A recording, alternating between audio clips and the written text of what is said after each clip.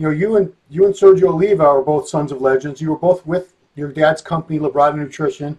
I'd see you at the booth together in a while. And I know there at one time you guys did have some disagreement and weren't getting along. So I want to know how you guys reconciled and how you guys became cool again. Definitely, man. So with Sergio, it was one of those things, we got him on with us when he was an amateur. It was before his nationals win. It was before he did the previous show. I think it was either Junior SAs or Junior Nationals. It was one of the two. Yeah. We got with him before that. So, when we got him, he was an amateur bodybuilder.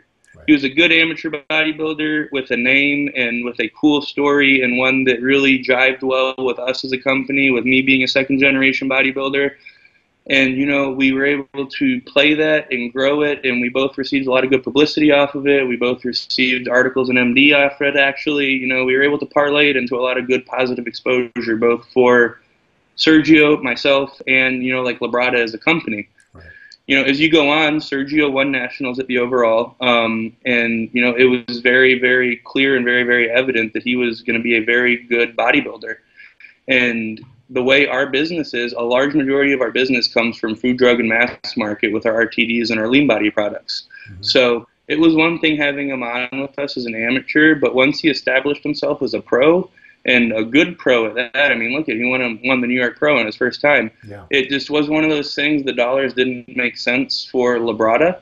To have an athlete of that caliber whenever we don't really have the products to sell for him to push and sell. We were selling more RTDs and like ready-to-drink protein packets to your average gym goer than pre-workouts and isolates to your gym rats. Yeah.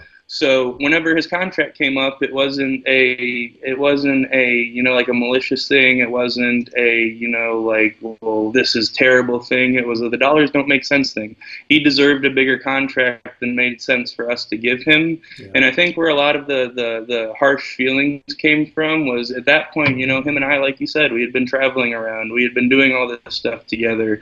Him and I had become kind of like, brothers in a sense. And then he definitely had gotten to the point where he kind of viewed Lee, maybe not as a father figure, but definitely, as like a mentor, or maybe as a father figure. So I think that, obviously it was an emotional thing for all three of us, the three of us being me, Sergio, and Lee. It's like, I obviously was good friends with him. I didn't want him to go anywhere. Lee obviously felt like a personal vested interest in him, but at the same time, he had to be a businessman. So that's what happened with that. And, when the split happened, he wasn't happy with it. We weren't exactly happy with it. And things, unfolded the way that they did, and I'll leave them at that. But, as they say, time heals all wounds, right? So we were in California supporting another athlete of ours, Patrick Moore, who was competing in the Cal Pro.